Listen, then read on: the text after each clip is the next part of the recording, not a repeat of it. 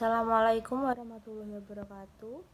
Perkenalkan, kami dari kelompok 8 yang beranggotakan Aulia Ayu Binti Demara dengan NIM 20620000668 dan saya sendiri Cantika Maharani dengan NIM 206200073. Kelompok kami di sini akan mempresentasikan perihal pembuatan strategi tingkat fungsional.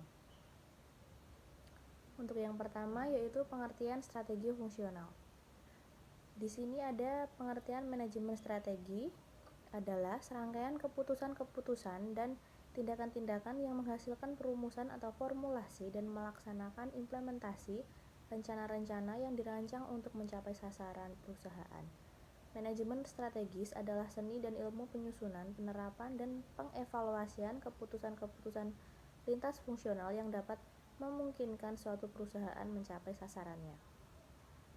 Selanjutnya, strategi fungsional memiliki pengertian atau definisi sebagai aktivitas jangka pendek di mana tiap unit fungsional dalam perusahaan berpartisipasi dalam implementasi strategi besar perusahaan.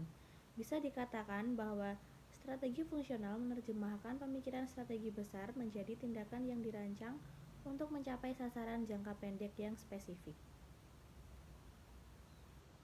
Untuk yang selanjutnya yaitu ada 3 karakteristik dasar yang membedakan strategi fungsional dengan strategi besar, yaitu yang pertama jangka waktu.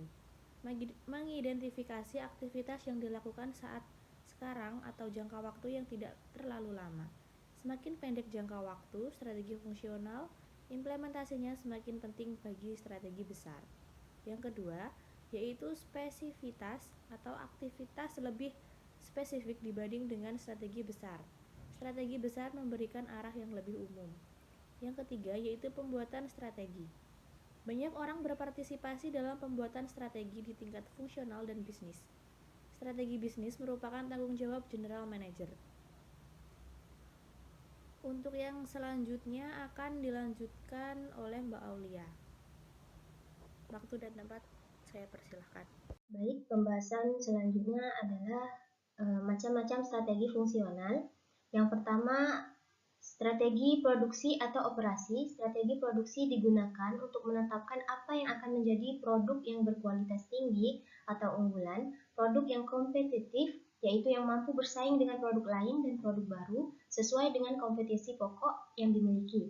Yang kedua, strategi pemasaran. Strategi ini digunakan untuk menentukan pasar mana yang akan dipilih, bagaimana kondisi pasar yang diinginkan oleh organisasi atau lembaga, dan lain sebagainya.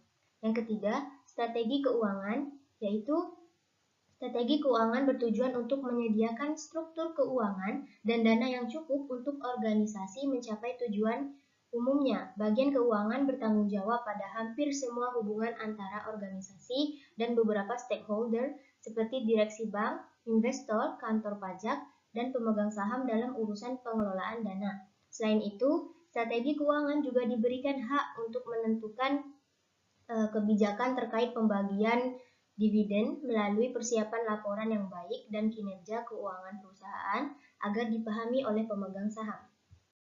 Kemudian yang keempat, strategi logistik. Logistik berhubungan dengan penciptaan nilai untuk semua konsumen dan pembekal yaitu supplier dari sebuah organisasi dan juga memberi nilai bagi stakeholder organisasi atau lembaga tersebut. Logistik mewujudkan nilai tambah dari segi tempat dan waktu. Hal ini karena sebuah produk tidak akan memiliki nilai tambah jika tidak berada pada waktu dan tempat yang tepat. Kemudian yang kelima, strategi manajemen sumber daya manusia. Strategi ini berhubungan dengan semua aktivitas yang berkaitan dengan sumber daya manusia, seperti perekrutan, seleksi, evaluasi, motivasi, atau inspirasi. Selain itu, strategi ini menekankan pada keputusan organisasi dalam memilih dan memanfaatkan tenaga kerjanya. Misalnya, apakah mereka akan menggunakan tenaga kerja yang kurang kompeten dengan upah yang sedikit atau tenaga kerja yang terampil dengan upah yang lebih tinggi. Baiklah, sekian dari kelompok kami. Apa yang baik datang dari Allah Subhanahu wa taala dan apa yang buruk datang dari kami sendiri. Wabillahi taufiq wal hidayah. Wassalamualaikum warahmatullahi wabarakatuh.